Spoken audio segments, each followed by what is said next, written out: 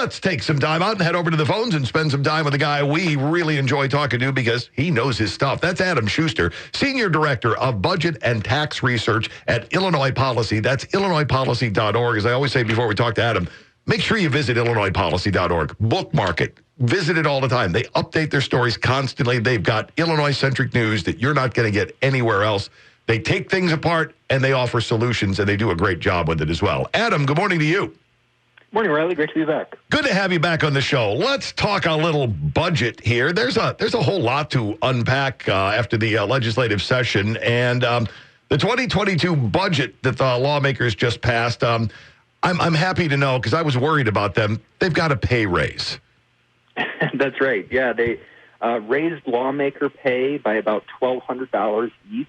On top of raising their base pay, they also increased the stipends or the bonuses that they get for serving in leadership positions. So this means, serving as the Speaker of the House, the Majority Leader, chair of various committees, and they doubled their office budgets. But for me, the real story here is not just that they're raising their own pay; it's that they're raising their own pay for a job that's not done. This is the 21st consecutive unbalanced budget that Illinois has passed. We have not truly balanced a budget since fiscal year 2001.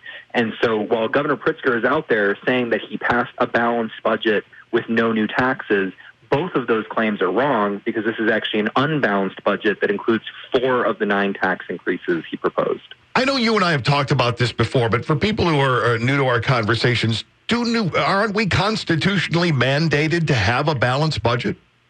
Yes, that's a great question. And yes, we are. Illinois' Constitution requires a balanced budget. Unfortunately, the way it's written, it's just very weak. It's a toothless balanced budget requirement.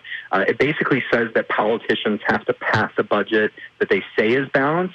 But unlike 35 states out there, we don't have a requirement to actually bring the budget into balance before the close of the fiscal year. So we're allowed to have mid-year deficits that we carry over from year to year to year. And that's basically what, if you hear in the news our unpaid bill backlog, that unpaid bill backlog is basically our carried deficit. Okay. All right. See, once again, toothless, I think that was the word that's a great way of describing that. And the other thing, in such an Illinois way, I learned from reading your piece at Illinois Policy, nearly 4,000 pages of legislation negotiated in secret and released hours before the vote. I don't know about you. I can read pretty quickly. It's going to take me quite a while, maybe a week, to get through 4,000 pages. Yeah, it's very unfortunate. We have a new Speaker of the House after Mike Madigan was forced to resign amid yet another corruption scandal. Speaker Welch promised that it would be a new day in Springfield, and yet when it comes to the way the budget was passed and negotiated, it was a Madigan-era budget, a Madigan-style budget. It was negotiated by party leadership in secret, released hours before the vote with no time for anybody to seriously read or debate or even, fully understand what's in it before they voted on it, which means, this whole idea of representative government kind of doesn't work if your representative doesn't understand what they're voting on.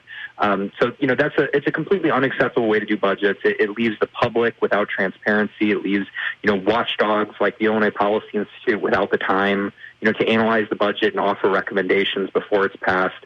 And they do it so that they can do things like sneak through these lawmaker raises. I love the line in the story up at Illinois Policy that says last-minute budgets containing big deficits are exactly the design perfected by former Illinois House Speaker Mike Madigan. Yeah, and that's, unfortunately, we were promised a new day on the budget, and what we've gotten so far is more of the same style of passing the budget. And frankly, this budget, I said, it's the third bridge budget of Pritzker's term, because while it doesn't dramatically move things in either direction, it doesn't solve any of the long-term problems we have either. What it does is increase spending a little bit in a few places. It increases lawmaker pay. Yet again, that's the second lawmaker pay hike of Governor Pritzker's tenure. It hikes taxes on businesses, 4 different business tax hikes, as they're struggling to recover recover from an economic recession caused by a pandemic and government shutdowns. So it doesn't address our long-term problems.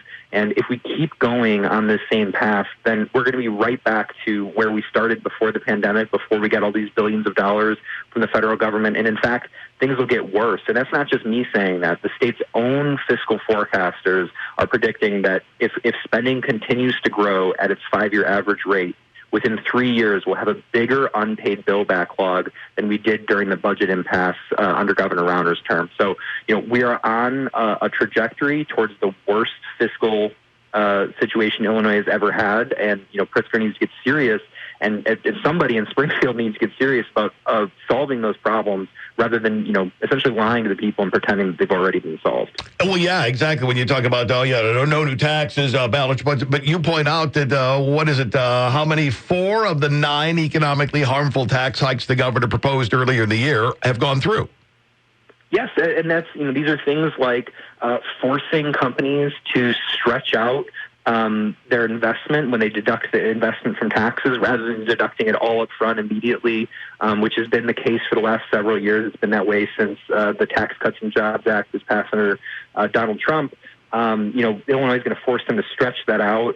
It means, there were a couple of good things in here, though, too. I should say, of the tax increases the governor didn't want to go through, one that I was really happy to see that didn't go through is he wanted to gut this scholarship program, the tax credit scholarship program that helps disadvantaged, poor kids go to a private school, escape a public school that's not meeting their needs. It's not funded through taxpayer dollars. It's funded through private donations that they get a credit for.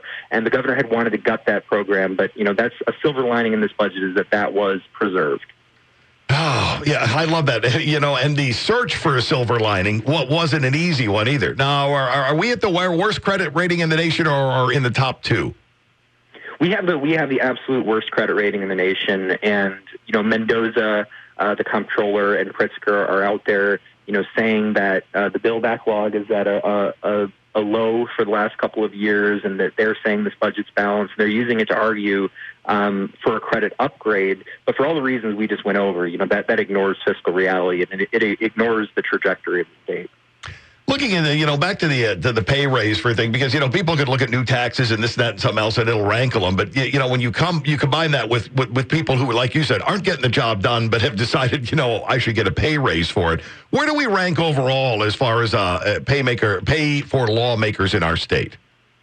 We're the 5th highest paid lawmakers in the nation. Our lawmakers make close to $71,000 a year after this latest raise. Just in base salary. On top of that, they of course get mileage and they get their travel costs covered when they go to Springfield.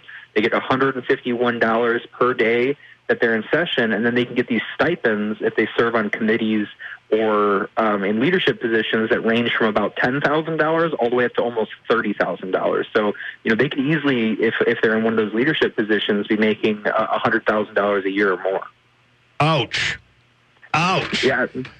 And most, the average lawmaker pay nationwide, and I should say many of them are more part-time and spend less time in session than our legislature, although maybe we should consider that. But the average pay is only about $38,000 a year for a lawmaker. Wow.